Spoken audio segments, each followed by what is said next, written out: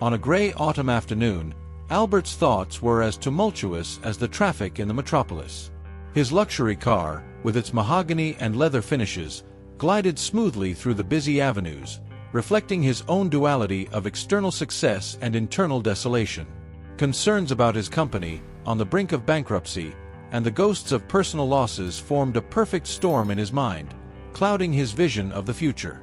As he reflected, a traffic light abruptly turned red in front of him, cutting off the flow of his thoughts. Albert stopped the car, and his eyes wandered hopelessly down the street until an unexpected sight captured his attention. A young man, whose time-worn appearance starkly contrasted with the glimmer of hope in his eyes, was selling various artifacts at the edge of the sidewalk. Hanging from an improvised cardboard display, among old books and trinkets, were pieces of jewelry that caught the late afternoon sunlight. Among them, a particularly bright necklace stood out. It was adorned with a stone that seemed to dance with the colors of the sky, casting reflections that penetrated the tinted glass of Albert's car and struck his heart with the force of an old love. It was impossible, he thought, for that necklace to be anything but what he feared, a vivid reminder of Alexia, his beloved wife whom death had so cruelly snatched away more than 18 years ago. The necklace was identical to the one he had given Alexia on a wedding anniversary, a jewel she had sworn never to take off. The memory of that promise made Albert's chest tighten, and without hesitation, he opened the car door, the sound of traffic filling the air like a rude awakening. Walking towards the young vendor, Albert felt each step echo with the beats of his heart. The boy, noticing the approach of a potential buyer, adjusted his faded cap and offered a timid smile, which could not hide the surprise at seeing a man so clearly out of his everyday world. "Good afternoon, sir. Can I help you with something specific?" asked the young man, his voice carrying a mix of hope and caution. Albert, ignoring the other merchandise, pointed directly at the necklace. "That necklace. Where did you get it?" The question came out harsher than he intended, laden with a desperation he could not contain. The young man recoiled slightly, clearly intimidated by the intensity of the millionaire's gaze. "Oh, this necklace. It's just part of what I sell here. Don't give me evasions, young man. That necklace belonged to someone very important to me. I need to know how it came to you," insisted Albert, his eyes never leaving the piece that meant so much. The young man, now visibly nervous, looked around as if seeking an escape route or intervention. "Sir, I swear I don't know anything sinister about this necklace. It was with the old things that my father brought to sell. I really don't know." Albert took a deep breath, trying to moderate his tone. "Look, I understand that you might not know anything, but this necklace, it's exactly like one I gave to my wife, who passed away many years ago. You can understand the shock." The young man, recognizing the honesty and suffering on Albert's face, softened his posture. "I'm sorry for your pain, sir. Maybe we can talk more and I can help somehow." The cold wind of the afternoon began to blow, bringing with it leaves that danced across the asphalt, as if fate was orchestrating that encounter to reveal long-buried truths or to open wounds that had never truly healed. Albert, feeling the weight of the moment, nodded his head, grateful for the opportunity to discover more about the past that the necklace represented. Albert approached the young man with firm steps, his eyes locked on the necklace that hung from one of the many strings tied to Bernard's makeshift display. The fresh afternoon air could not cool the heat rising in Albert's neck, increasingly consumed by a mix of curiosity and desperation. "That necklace," Albert began, pointing with a trembling finger, "where did you really get it from? I need you to tell me the truth." Bernard, holding the necklace carefully between his dirty fingers, looked up at the man in front of him, whose imposing presence and agitation were almost palpable. "Sir, as I said, it was my father who gave me this necklace to sell. He collects old things and sometimes finds something special. I don't know more than that, I swear." Albert took a deep breath, trying to control the fury mixed with the pain that the necklace evoked. "You understand that this necklace is not just any object to me? It's identical to one I gave to my wife." Albert's voice broke, laden with emotion. Bernard sensed the intensity of the moment and felt compelled to offer more explanations. "Look, I understand you're upset. But my father, Hendrik, he's a good man. He would never steal from anyone. He said he found this necklace in a lot of items he bought at a garage sale many years ago." "And where is your father now? I need to speak with him immediately," Albert demanded, the suspicion still prominent in his expression. Bernard hesitated, biting his lower lip. "My father is at home. He doesn't get out much, you know? Since my mother got sick, he's been taking care of her. I can take you to him, or maybe I could call him to come here."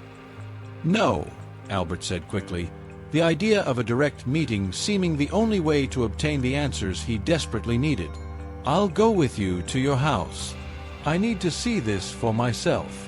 Bernard nodded, although a glimpse of concern crossed his face. "All right, sir. But please, just try not to think the worst. My father is a good man." The two walked towards Albert's car, a tense silence hanging between them.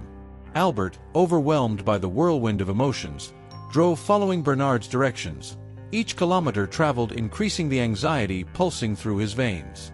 As they drove, Albert couldn't help but revisit memories of Alexia. The way she touched the necklace he had given her, the smile that lit up her face each time she wore it. And now, after so many years, the piece had resurfaced, bringing with it a torrent of unanswered questions. "Your father, you said he bought this necklace at a garage sale?" Albert asked, breaking the silence that had settled. "Yes, he does that. He buys old things, repairs them if necessary, and then we sell them together. It's how we make some extra money," Bernard explained, his voice revealing a trace of pride in their joint effort. Albert nodded, pondering the implications. "And do you know from whom he bought the necklace?" Bernard shook his head. "No, he never mentioned. You know how it is, sometimes they are just people trying to clear out the house. We don't ask much history." The car finally parked in front of a modest house, quite distinct from the luxury to which Albert was accustomed. He looked at the small home, his heart beating with anticipation and fear. It was here that he might find the answers he sought, or where his heart might break with undesired truths. Bernard got out of the car and invited, "Come on, my father should be home. I hope he can help you understand all this." Albert followed, his breathing heavy, steps uncertain. All he wanted was to discover the origin of that necklace, and perhaps with it, a piece of his lost past. As he crossed the threshold of Bernard's home, he braced himself to confront whatever awaited him inside. Bernard opened the door with a trembling hand, allowing the dim light of the living room to illuminate the path for Albert, who entered the space with a mix of anticipation and hesitation. The furniture was simple and worn from use, each piece telling a story of years of life and survival. Hendrik, a man of medium stature with graying hair and a thoughtful gaze, was seated in a faded armchair, holding a newspaper that seemed as old as the furniture around him. Noticing the entrance of visitors, he set the newspaper aside and stood up, extending a rough hand marked by physical labor. "You must be Albert, whom my son mentioned on the phone," said Hendrik, his voice carrying the weight of a man who had faced many winters. "Please, have a seat. Bernard, why not bring us some coffee?" Albert accepted the handshake, observing the man in front of him. He needed answers, and each passing second only increased his inner desperation. "Yes, it's me. Thank you for having me. Bernard told me you might have information about a necklace that means a lot to me." Hendrik nodded, his gesture denoting a calm understanding of Albert's concerns. "Let's talk, then. Bernard, also bring those biscuits that Diana made yesterday if there are any left." As Bernard moved off to the kitchen, Hendrik invited Albert to sit beside him. "Now, tell me more about this necklace. Bernard said you believe it belonged to your wife." Albert, feeling a slight relief at finally discussing the matter, pulled a photograph of the necklace from his pocket and passed it to Hendrik. "This is the necklace. I gave it to my wife many years ago, and she deeply loved it. After she passed away, the necklace disappeared. When I saw one just like it with Bernard, I thought." His voice faltered, heavy with emotion. Hendrik examined the photo carefully before returning it. "I understand the importance, but I'm sorry to say I don't know much. As Bernard might have explained, I found this necklace in a box I bought at an estate auction. I never knew where it originally came from." Albert, frustrated but no less determined, took a deep breath. "Would you remember any detail about that purchase? Anything could help." Hendrik stroked his chin, thoughtful. "It was a large auction, many personal items being sold. I think it was about 5 years ago. But look, if it means so much to you, I'm willing to help you find out more." It was then that Bernard returned, bringing a tray with coffee and biscuits. "Dad, Mr. Albert wants to buy the necklace. He's offered a good price for it." Hendrik gave a slight nod. "If the necklace is so important to you, Albert, I don't mind selling it. However, I'd like you to understand that we have no intention of profiting from your memories." Albert, though still shaken, felt a weight lift from his shoulders. "Thank you, Hendrik. I appreciate this. And yes, I am willing to pay whatever is necessary to have the necklace back." After a few minutes of negotiation, a price was agreed upon. Albert, relieved to have recovered something of such great sentimental value, noted Bernard's contact details, committing to keeping in touch should any new information arise. "Bernard, please let me know if your father remembers anything else, anything at all about the auction or the origin of the necklace," said Albert as he rose to leave. "Of course, Mr. Albert. And thank you for being understanding," replied Bernard, showing a genuine smile for the first time that day. Albert bid farewell with a wave and left Hendrik's house with the necklace safely in his pocket. As he walked back to his car, the hope of unraveling the mystery of the necklace revived a bit of his spirit. But at the same time, a new concern began to form.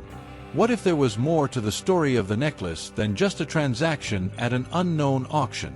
With the necklace in hand, he knew his search for answers was just beginning. At dawn the next day, Albert was already up, despite a restless night. The first rays of sunlight barely touched the windows of his luxurious apartment, reflecting off the polished surfaces and impeccable decor, which did little to alleviate the restlessness consuming him. He held Alexia's necklace between his fingers, allowing the morning light to play over the shiny surface of the jewel, each reflection an echo of the memories he desperately tried to understand. With a heavy sigh, Albert prepared for the day. He dressed meticulously, choosing a dark gray suit that reflected the seriousness of the challenges he would face. Before leaving, he placed the necklace in the inner pocket of his coat, a talisman against the uncertainties that awaited him. Heading to his company, the morning traffic served as a reminder of the numerous responsibilities waiting for him, a metaphor for the traffic jams in his own life. Upon arriving at the company's headquarters, an imposing glass and steel building, Albert was greeted by his assistant, Marianne, whose efficiency had always been a comfort to him. "Good morning, Albert. You have a meeting with the finance team in 15 minutes. They are waiting in the conference room. There are also some calls you need to return," said Marianne, handing him a folder with the necessary documents for the meeting.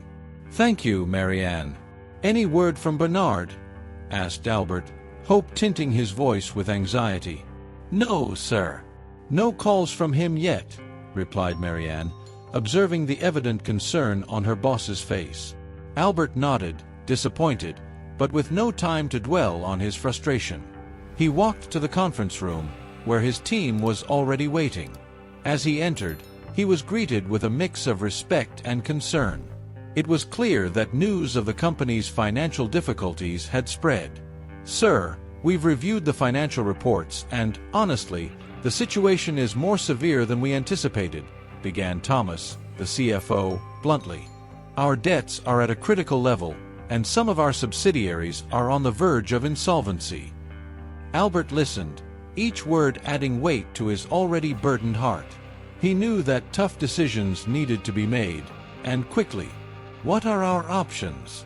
Is there any way we can restructure our debts, maybe a new investment plan. We are exploring all possibilities, including the sale of some non-essential assets. We are also considering seeking an investor who can inject fresh capital into the company, explained a financial analyst, Lucia. The discussions deepened, with charts and projections being analyzed. Albert struggled to concentrate, but his mind invariably returned to the necklace and the unanswered questions it carried in his pocket. With each new mention of numbers and strategies, he wondered about the origin of that jewel and what more Bernard might know. Finally, the meeting came to an end, and Albert allowed himself a moment to breathe. He headed to his office, a vast space at the top of the building with a view of the city. There, he sat down and took the necklace out of his pocket, contemplating it under the light filtering through the windows. As he looked at the necklace, his phone rang. It was Bernard. Albert answered immediately, clear expectation in his voice. "Bernard, do you have any news?" Bernard, on the other line, sounded hesitant. "Mr. Albert, my father." He remembered something that might be important. He would like to talk to you in person. A mix of relief and new anxiety took hold of Albert. "I'll be there as soon as possible," he replied, his determination to unravel the mystery of the necklace renewed.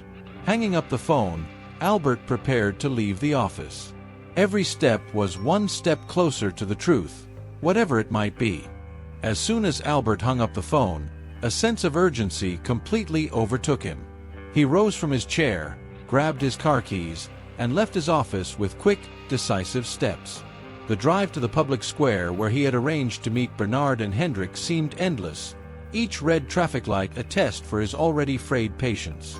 Upon arrival, he found Bernard already waiting for him, the young man standing next to a park bench, visibly nervous. Hendrik was nowhere in sight, which caused Albert to furrow his brow in confusion. "Bernard, where is your father?" Albert asked, approaching quickly. "He's coming, sir. He said he needed a moment to gather some things that might help," Bernard explained, trying to hide his own anxiety. A few minutes later, Hendrik appeared, walking slowly towards them with a small wooden box in his hands. His face carried a serious expression, reflecting the gravity of the conversation that was to come. "Mr. Albert, thank you for coming," Hendrik began, extending his hand for a firm handshake. "I think we may have found something that could shed light on the history of this necklace." Albert nodded, indicating that they should sit on the park bench. Once settled, Hendrik opened the box, pulling out several old photographs and a small, time-yellowed envelope. "Look, when we adopted Bernard, he came with a bag of belongings, things we believed belonged to his biological mother. Among these items was the necklace. We never knew much about its origin, but we always suspected there was more to it," Hendrik explained, passing the photographs to Albert. Albert examined each photo carefully. They were faded images of a young woman holding a baby in her arms. "Is this Bernard's biological mother?" he asked, his heart beating faster as he considered each possibility. "Yes," Bernard interjected, looking over Albert's shoulder at the photos. "I never knew much about her, only that she died shortly after I was born." Hendrik picked up the envelope, carefully opening it to reveal a worn document. This was found along with the photos. It's a birth certificate and some other papers we never fully understood. Perhaps we've missed something important. Albert took the documents, examining each one. "I can take these to a specialist. Perhaps someone can make more sense of it than we can." "Of course, all we want is for Bernard to know more about his origin," Hendrik said, his tone reflecting a mix of hope and resignation. The conversation extended for a few more minutes, with Albert asking various questions about any memory Hendrik or Bernard might have about the adoption or any detail that might have been forgotten. Finally, Albert stood up, thanking both for their honesty and willingness to help. "I'll investigate these documents and see what I can find out. I'll be in touch if anything comes up." Bernard and Hendrik waved as Albert walked away, the box with the documents under one arm and his heart heavy with the complexity of the mystery unfolding. As Albert walked back to his car, he reflected on the implications of the newly discovered information. With each step, he felt he was getting closer to the truth, although each revelation seemed to only add more layers to the enigma of the necklace and Bernard's story. The day was ending, and as the sun began to set, Albert felt a mix of determination and doubt. He knew the next step would be crucial, and his decision to investigate the documents could finally unravel the mystery, or open the door to even more questions. Albert, navigating through the labyrinth of his own uncertainties and the weight of the recent revelations, felt that a more concrete step needed to be taken to unravel the intricate story of the necklace and its possible connection to Bernard. The idea of a paternity test, though drastic, seemed to be the only clear path to understanding if there was any biological link that could explain the mysterious origin of the necklace. The next day, he phoned Bernard and Hendrik, proposing the idea.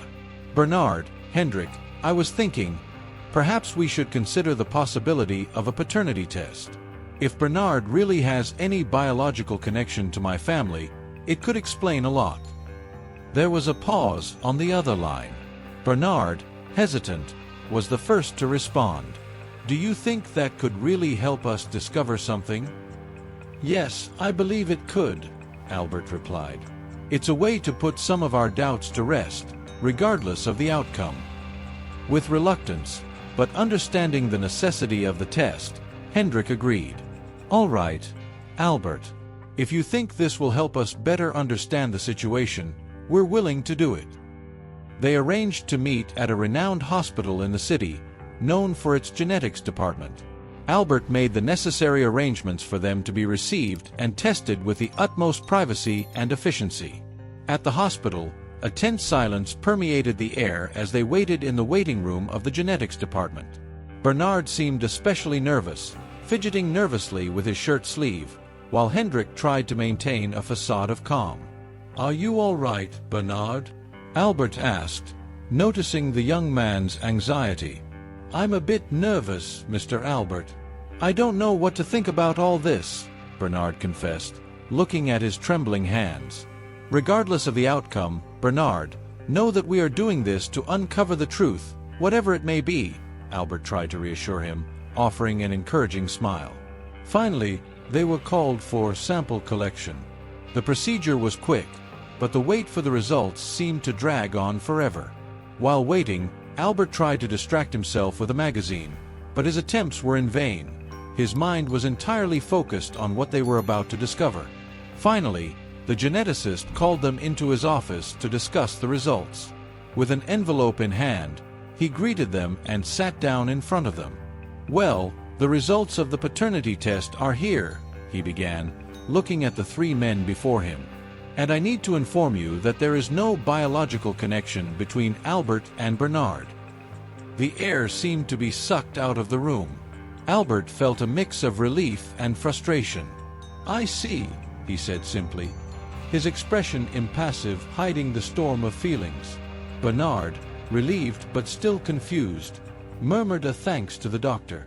Hendrik, for his part, placed a comforting hand on Bernard's shoulder. As they left the hospital, the silence between them was palpable. Albert was immersed in thoughts, questioning where else he could look for answers. Bernard felt relieved to know the truth, but also disappointed that they had not found an explanation for the origin of the necklace. "We'll need to think about our next steps," Albert finally broke the silence as they walked out of the hospital. Yes, they had not found the answers they hoped for, but the journey to unravel the mystery of the necklace was far from over. After leaving the hospital, Albert, Bernard, and Hendrik gathered around Albert's car, a heavy silence hanging between them. It was clear that despite the paternity test not providing the answers they hoped for, the search for the truth about the necklace and Bernard's origin couldn't end there. Albert, ever the pragmatist, was the first to break the silence. "We can't let this discourage us. There are still many stones left to turn," said Albert, his voice laden with determination. "Our next stop is the orphanage where Bernard was found. Perhaps there, we can discover something more about his biological mother and the story of this necklace." Bernard nodded, a mix of anxiety and hope marking his features. Maybe someone there still remembers something that can help us." Hendrik, who had been quiet until then, took a deep breath before starting the car. "It's going to be a long trip there, and I think I have some stories to share. Stories that might put all this into a new perspective." As the car hit the road, the urban landscape gave way to green fields and vast expanses, a peaceful contrast to the storm of doubts and revelations accompanying them. Hendrik began to speak, his low voice resonating in the confines of the car. "You both know my wife, Diana, is quadriplegic. What you might not know is how it happened," Hendrik began, glancing occasionally at Bernard in the rearview mirror. "It was a car accident, about a year before we adopted Bernard. We were returning from a trip when our car was hit by a drunk driver." Albert, listening intently, felt a twinge of empathy for Hendrik. "That must have been incredibly hard," he commented. "It was, and it still is," Hendrik confirmed with a sigh. Diana was a vibrant woman, full of life and love. After the accident, everything changed. Medical expenses piled up quickly, and we soon realized that our savings would not be enough. That's why I started looking for items to resell. It was a way to support our family. Bernard, hearing about his adoptive parents' struggles, felt a new level of respect and gratitude for them. "Dad, I never knew things were that tough," he said, his voice choked with emotion. "We didn't want you to worry, Bernard. You had already been through so much," Hendrik explained, giving a small, sad smile to Bernard through the mirror. The conversation deepened, with Hendrik sharing more about the challenges they faced and how the decision to adopt Bernard came as a ray of light in dark times. "When we first saw Bernard, there was something about him that just made us know he was the one meant to be with us. Despite all the hardships, he brought new joy into our lives." The car continued gliding along the road, and as they neared the orphanage, the mood inside the vehicle shifted from reflective to resolute. Each shared story, every recalled memory, reinforced the bond among the three and strengthened their determination to unravel the mysteries Bernard had carried since the cradle. Finally, the orphanage began to appear on the horizon, an old building worn by time but still standing, a silent witness to many untold stories. They parked the car and, before getting out, exchanged looks of mutual understanding. "We're here," said Albert, his voice a mix of expectation and trepidation. "Let's find out what we can." With that resolution, they got out of the car, walking toward the orphanage that they hoped held the keys to Bernard's past and, perhaps, to the mystery of the lost necklace. The orphanage, once a refuge for many children, was now nothing but somber and silent ruins. The structure, partially destroyed by a fire years ago, looked like a forgotten carcass, with broken windows and scorched walls that told a story of desolation. Albert, Bernard, and Hendrik approached the site with a palpable sense of disappointment. The scene was bleak, and for a moment, it seemed their journey there had been in vain. Albert, looking at the ruins, murmured, "It seems we've come too late to find anything here." Just then, an elderly man with a faded cap and a cane approached them. He introduced himself as Larry, the former caretaker of the orphanage. "Good afternoon, gentlemen. I didn't expect to see anyone here after so long. What brings you to this sad place?" Hendrik explained, "We're looking for information about one of the former residents who was adopted years ago. Perhaps you remember him or the director who managed the place." Larry scratched his head, trying to recall the faces and names that had passed through those doors. Many children passed through these doors. But Mrs. Sophia, the director, I remember her well. A very kind and dedicated woman. Unfortunately, after the fire, she retired and moved out of the city." Bernard, listening intently, asked hopefully, "Do you know where we can find her now? Any information could be of great help." Larry thought for a moment before responding, "Well, I heard she moved to a small town a few hours from here. I'm not sure if she's still there, but I can give you the name of the town." Grateful for the information, Albert quickly noted down the name of the town in his notebook. "Thank you, Larry. We will check this out." Your help has been invaluable." Before they left, Albert looked around, taking in one last glimpse of the ruins that had once been home to many children. Although the place was in ruins, their mission gained new direction: to find Mrs. Sophia. As they walked back to the car, Hendrik said, "I hope Mrs. Sophia can give us the answers we're looking for. It seems each step in this journey only leads us to more questions." "That's true," agreed Albert. "But we can't give up now. We're closer than ever to unraveling this mystery. We'll see it through to the end." With renewed but cautious spirits, they got into the car and set off for the small town where they hoped to find Mrs. Sophia. The journey would be long, but each mile brought them closer to potential revelations about Bernard's past and the enigmatic origin of the necklace. They were determined to follow every lead, no matter how slight, until they reached the truth.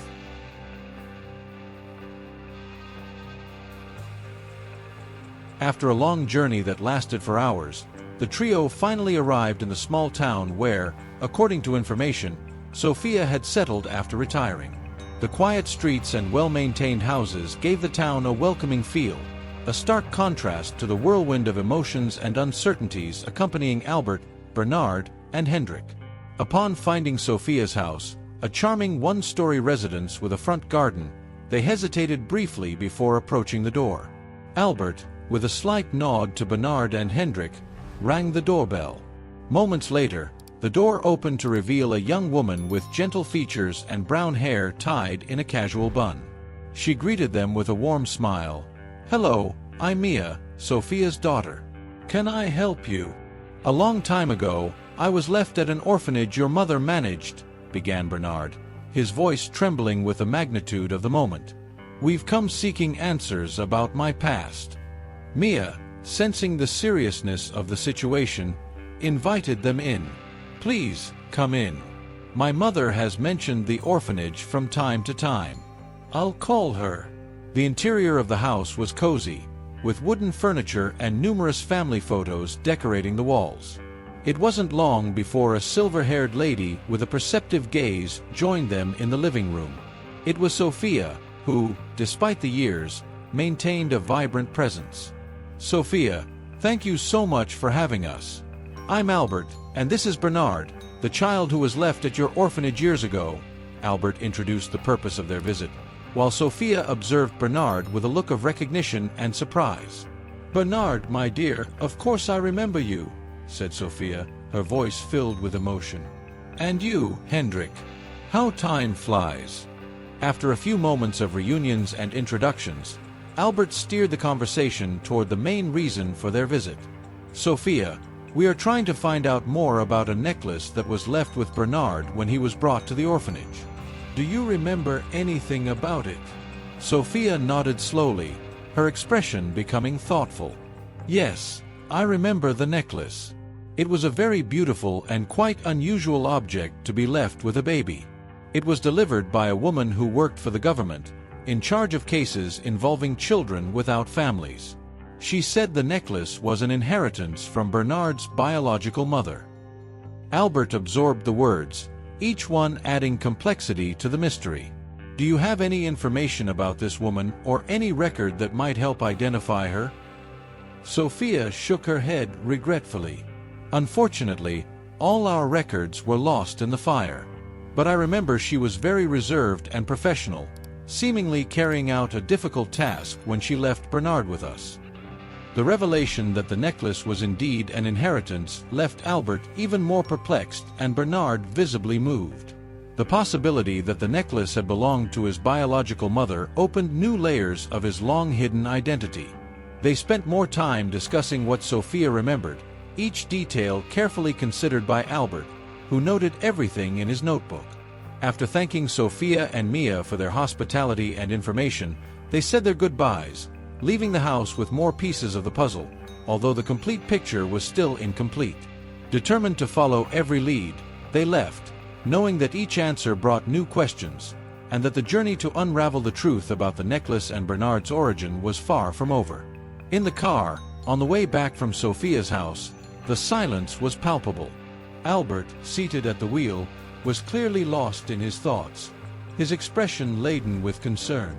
The revelation about the necklace's origin had stirred a whirlwind of doubts in his heart, especially regarding his late wife, Alexia.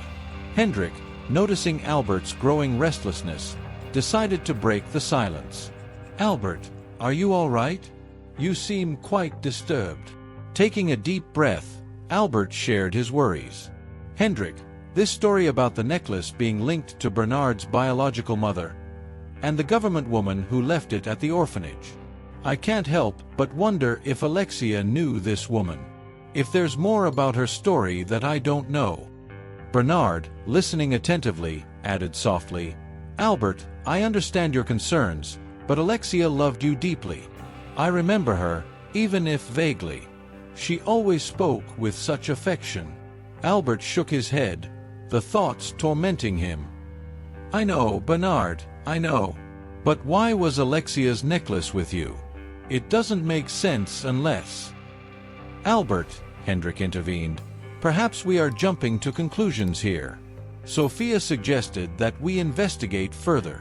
We shouldn't draw hasty conclusions based on coincidences and assumptions." "Yes, you're right," Albert agreed, though doubt still weighed on him. Sophia mentioned the hospital where Bernard was initially brought in. Perhaps we should start there.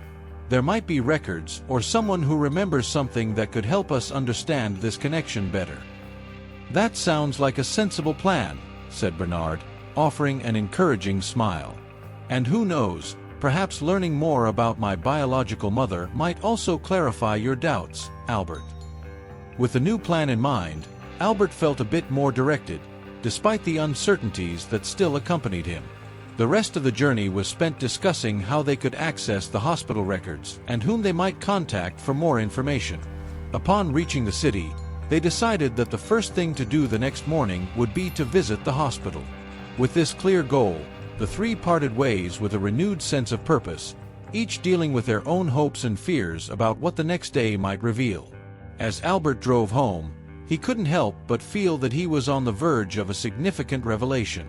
The pieces of the puzzle were slowly fitting together, and although the apprehension of discovering potentially painful truths haunted him, he knew he couldn't give up now. The quest for the truth about the necklace and Bernard's story, intertwined with the memory of Alexia, needed to be completed. The following morning brought a sense of resolve to Albert, Bernard, and Hendrik as they headed to the hospital, the place where Bernard had been brought shortly after his birth. The atmosphere carried a palpable tension but also a cautious hope of unraveling the secrets that had clouded the waters of their pasts. Upon arrival, Albert led the group to the reception, where a nurse greeted them with a curious expression. "Good morning, how may I assist you?" she inquired, eyeing the trio with interest. "Good morning, we are here to speak with someone about old patient records," Albert explained, his voice steady despite the anxiety he felt. "It's a somewhat unusual case, involving a child who was adopted many years ago." The nurse nodded, understanding the seriousness of the situation. "I will need to call our records administrator. Please wait in the hallway there." While waiting, Albert discussed their strategy with Bernard and Hendrik. "Once we have access to the records, we need to check all information related to the date Bernard was admitted. Any inconsistency might be the key we're looking for."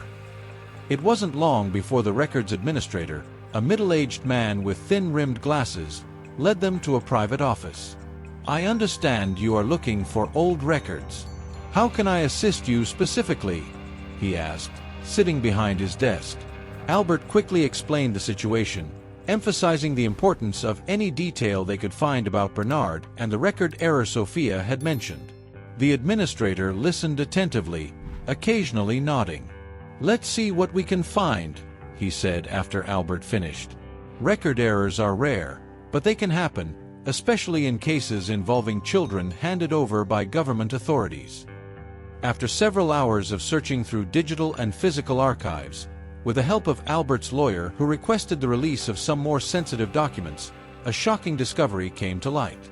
The administrator called Albert, Bernard, and Hendrik back to the office. "Gentlemen, you were right to insist on reviewing these records. There is a note here indicating an error in the file of a child delivered around the same time Bernard was registered. The baby, supposedly the child of a patient who died in childbirth, was mistakenly declared dead. The error was corrected internally only, but it appears the baby survived. Albert felt the ground shift beneath his feet. Are you saying the baby Alexia was expecting, my son, was alive? And that he might still be alive? Yes, that's exactly what the records indicate, confirmed the administrator. I deeply regret that this information wasn't corrected publicly or communicated properly at the time. The impact of this revelation left everyone in the room in a state of silent shock. Albert, in particular, struggled to process the news. The possibility of having a son he never knew about, a son who was alive, was overwhelming. After thanking the administrator for his effort and the crucial discovery, the trio left the hospital. The weight of the revelations charged the air, but also opened a new path to be explored. As they walked out of the hospital, Albert turned to Bernard and Hendrik, a firm resolution in his voice. We need to find my son. No matter how long it takes, now that I know the truth, I can't leave this unresolved. Determined, they returned to the car. After the shocking discovery at the hospital, the trio found themselves again in a local cafe, a cozy establishment where they could discuss their next steps in privacy. The tables were sparsely occupied, creating the perfect intimate atmosphere for serious conversations. Albert, with a contemplative expression, broke the silence that had settled among them. I never imagined our journey would lead us to uncover something so profound and personal, he began, looking at Bernard and Hendrik with gratitude. The news about my son, it changes everything. Hendrik, always a constant support, nodded in understanding. Albert, this is a twist no one could have predicted. But I'm relieved that your doubt about Alexia has been cleared. She truly deserved your faith. Bernard, who had followed every step of the journey, not just as an observer but as someone deeply involved, added, I always felt there was more to the story of the necklace. And now, knowing you have a son out there, that's incredible, Albert. Albert nodded, emotion clear in his voice. Yes, and now my priority is to find him. No matter what it requires of me, I need to know who he is, and if he's all right. You have our full support, Albert, affirmed Hendrik, placing his hand on Albert's shoulder in a gesture of solidarity. If there's one thing our journey so far has shown, it's that the answers are worth every effort. Thank you both, said Albert, looking at his companions with shining eyes. I couldn't have gotten this far without you, but I think from here on, I must continue alone. This is a personal journey that I need to undertake. Bernard, understanding Albert's need to move forward on his own, offered an encouraging smile. Of course, Albert. But know that we are here for whatever you need. Don't hesitate to call if you need our help again. I won't hesitate, assured Albert, feeling a mix of anticipation and anxiety for what was to come. After a few more moments of conversation, reviewing everything they had learned and speculating on possible ways to locate Albert's lost son, it was time to part ways. With hugs and words of encouragement, Bernard and Hendrik said their goodbyes, leaving Albert with his thoughts and plans. Albert spent a few more minutes alone in the cafe, sipping his now cold coffee, reflecting on everything that had happened. Then, with renewed resolution, he stood up and left the cafe. It was time to start the next chapter of his search, armed with the truth about his past and hope for the future. He walked to his car, casting one last glance at the cafe where decisive chapters of his life had begun to unfold. With the engine started and destination in mind, Albert drove out of the small town. Each mile traveled a step closer to his unknown son. Albert drove for hours, leaving the urban landscape behind and diving into a path lined with fields and small towns that seemed frozen in time. Each mile traveled added more determination to his mission to find his son, a goal that had become the center of his existence. After a long journey, Albert arrived in a town where, according to information obtained through his contacts and lawyer, his son might be living. The town was small, with that typical community atmosphere where everyone knows everyone, which could be both a challenge and an advantage in Albert's search. He started by visiting the local registry office, where he sought birth records around the time of the supposed hospital error. The clerk, a kind and meticulous gentleman, assisted him in going through the archives. "Look here, sir," the clerk pointed to a particular record. "There was a birth registered on the date you mentioned, but there are not many details. The mother's name is listed, but the father's field is blank." Albert took down all the information, thanking the man for his help. With this data in hand, he decided to proceed to the next step, visiting the local hospital, where he hoped to find more clues about his son's current whereabouts. At the hospital, Albert encountered a nurse who worked in the medical records department. Explaining his situation and showing the documents that justified his search, he gained access to more files. "Sir, here is something that might interest you," said the nurse, showing him a record of a young man who had been treated several times at the hospital. "This young man is the age your son would be today, and from what I see, he was adopted." Albert's heart throbbed with the possibility of finally being close to his son. He asked for details about the adoptive family, but the nurse explained that such information was confidential. "I understand the regulations, but please, is there anything more you can do to help me? It's very important," Albert pleaded, the urgency clear in his voice. The nurse, moved by Albert's sincerity and desperation, suggested, "Perhaps you should speak with the social worker who handled the case. She might have more information." Deeply thanking her, Albert obtained the social worker's contact and arranged a meeting. The meeting was set for the following day at a small cafe in the town. That night, Albert barely slept, tossing and turning in the bed of the small hotel where he was staying, reviewing every detail and every possible scenario for his meeting the next day. When the sun finally rose, he was ready, impeccably dressed, and with every word he would say carefully planned. At the cafe, the social worker, a middle-aged woman named Marianne, received him with a mix of curiosity and caution. Albert explained his story, showing documents and photos of Alexia, and expressing his desperate desire to find the son he never knew he had. Marianne, touched by the story and Albert's evident pain, finally agreed to help him. "I will check the files and see what I can do. I can't promise anything, but I understand the importance of this to you." With a new thread of hope, Albert left the cafe with the promise of news soon. Each step he took through the streets of that small town brought him closer to the potential meeting with his son, a meeting that, he hoped, would bring not only answers but also redemption for the lost years. The months that followed were a mix of tireless investigations and anxious waits for Albert. He traveled through several cities, followed countless leads, each adding a piece to the mosaic of his lost son. The social worker, Marianne, proved to be an invaluable ally, facilitating access to records and connecting him with adoptive families, always with due caution and respect for everyone's privacy. Finally, on a rainy autumn afternoon, Albert received the call he had long awaited.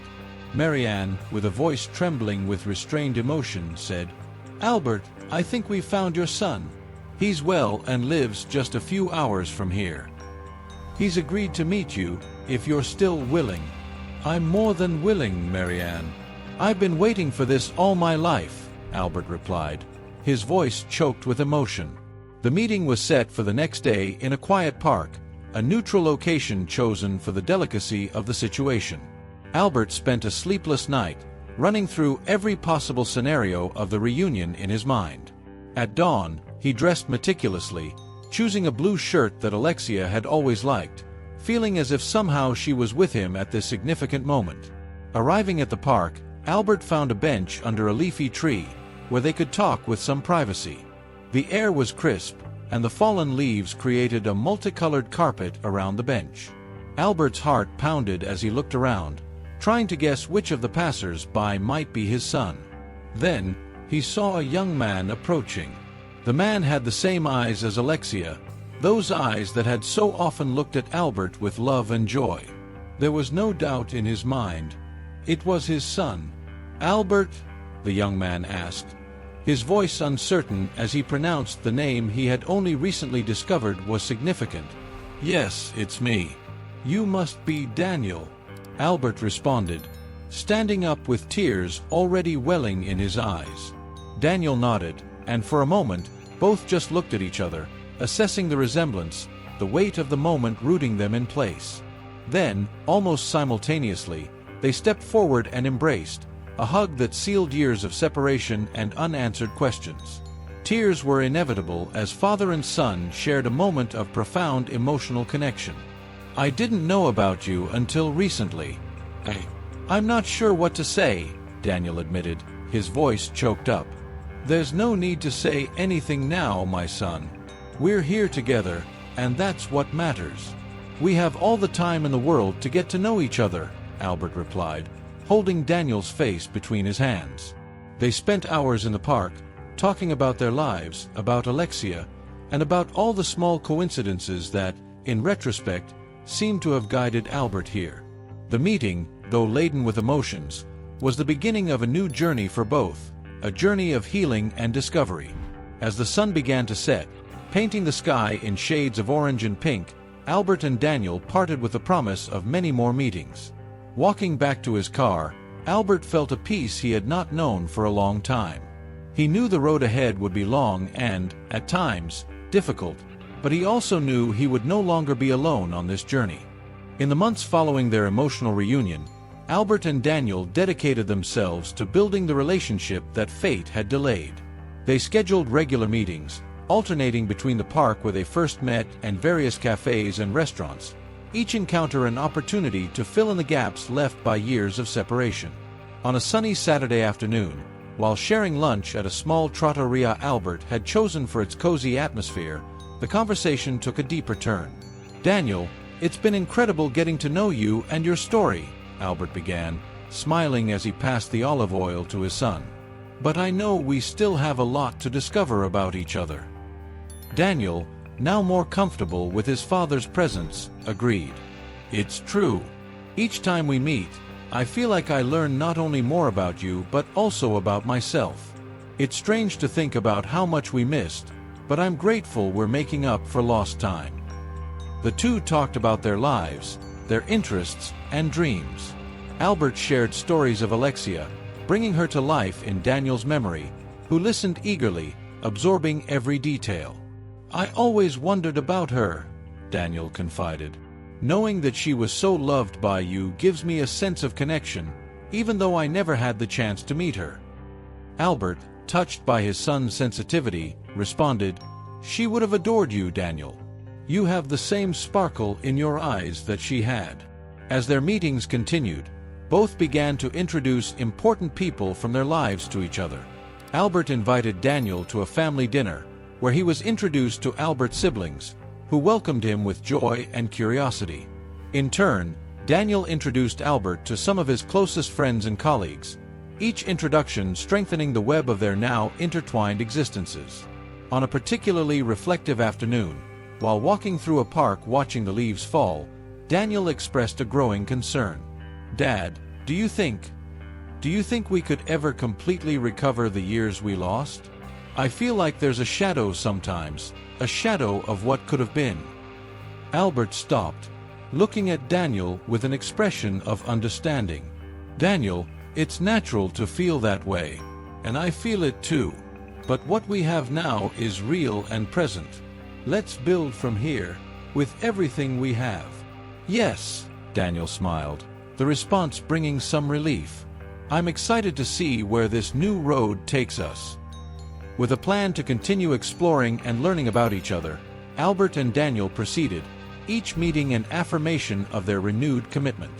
They were, day by day, weaving the threads of a relationship that, although belated, promised to be deep and enduring. As the sun began to set, painting the sky with shades of orange and gold, and as they walked back to the car, both felt that despite the challenges, life had given them a second chance, a rare and precious opportunity for love and redemption. Albert's transformation over the following months was remarkable. Each meeting with Daniel not only strengthened the bond between father and son, but also helped Albert reconcile with the shadows of his past. It was as if each shared moment with Daniel helped heal an old wound, And with that healing came the ability to look towards the future with new light. On an autumn afternoon, as they walked through the city's botanical garden, contemplating the changing seasons, Albert opened up about his deepest reflections. "Daniel, I spent many years pondering the what-ifs and the mistakes I made," Albert began, watching a leaf gently fall to the ground. "But finding you, understanding everything that really happened, it has given me a completely new perspective." Daniel, walking alongside his father, listened intently, appreciating the honesty and vulnerability being shared. "You know, I've learned that forgiveness isn't just for those who wronged us. Sometimes, it's also for ourselves. Forgiving myself for not seeing things earlier, for missing out on so much, that was crucial for me," continued Albert, his voice laden with emotion. Daniel nodded, placing his hand on Albert's shoulder in a gesture of support. "I imagine it wasn't easy. But I'm here now, and that's what matters. We're in this together, building something new." Albert smiled, recognizing the wisdom in his son's words. "Yes, we are.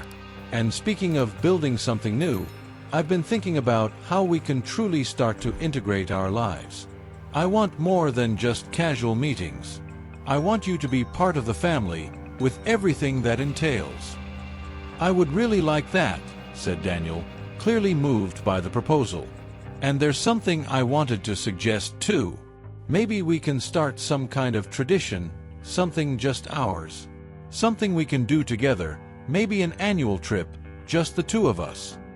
The idea resonated deeply with Albert, who saw it as a perfect way to further strengthen their bond. "That sounds wonderful. An annual trip. To somewhere new each year, to learn and experience together. I'd love that." As the day gave way to night and the garden lights began to glow, reflecting in the small ponds and illuminating the winding paths, Albert and Daniel continued to talk about future plans, about hopes and dreams, about the family they could now be together. Leaving the botanical garden, both felt a sense of fulfillment and anticipation for the future. They were ready to face together whatever life brought, knowing that the forgiveness and love they now shared were the true foundations of their newly found relationship. Thus, walking side by side, father and son headed to the car, chatting excitedly about the first trip they would take together. With each step, the past was transformed into just one chapter of their lives, and the future unfolded before them, vast and full of possibilities. The cool morning breeze caressed Albert's face as he and Daniel sat on a bench by the lake in the local park, a place that had become special to both of them over the past few months. The tranquil waters reflected the passing clouds, and the soft sound of the waves brought a peace that complemented the reflective state in which Albert found himself. "Daniel," Albert began, casting an affectionate look at his son, "this time together, rediscovering our family and rebuilding our relationship, has been one of the most meaningful periods of my life." Daniel smiled, gratitude shining in his eyes. "For me too, Dad. Each day, every conversation, it feels like we're weaving a new tapestry of memories together." Albert nodded, contemplative. "You know, reflecting on everything we've been through, I realize how fundamental truth is in our lives. It came to light, despite all obstacles, and showed me how essential it is to live with integrity and transparency. I want that to be part of the legacy I leave for you." "I deeply value that," Daniel responded, his voice laden with sincerity. "And the trust we've rebuilt, it's changed my worldview. It's shown me that, no matter what happens, love and trust can guide us through the greatest storms." Albert nodded, moved. "Exactly. And that's what I want to continue building with you. A legacy not just of success or personal achievements, but of love, respect, and mutual understanding. So that, when it's your turn, you can pass these values forward." The conversation deepened as they discussed ideas to ensure these values endured. They talked about starting community projects, perhaps a foundation that would help youths in vulnerable situations, inspired by Daniel's own story. "We could call it the New Beginnings Foundation," Daniel suggested, excited about the idea of giving back to the community. "That's a perfect name," agreed Albert. "And through it, we can offer others the chance for a new life, one full of possibilities and supported by a network that believes in the potential of each individual. As the sun began to set, casting a golden glow over the lake, they both rose from the bench, feeling renewed and inspired by their conversation. With a hug, they reaffirmed their commitment to move forward together, strengthened by unbreakable love and newly discovered truth. Thus, walking back along the park path, Albert felt a wave of gratitude. The journey had been long and at times painful, but the final destination proved more rewarding than he could have ever imagined. With Daniel by his side, he was ready to face the future, not just as father and son, but as true companions on the journey of life, each step illuminated by the legacy they together decided to create. So, if you're not subscribed yet, click on the subscribe button below and join our community. Thank you for your support and see you in the next videos.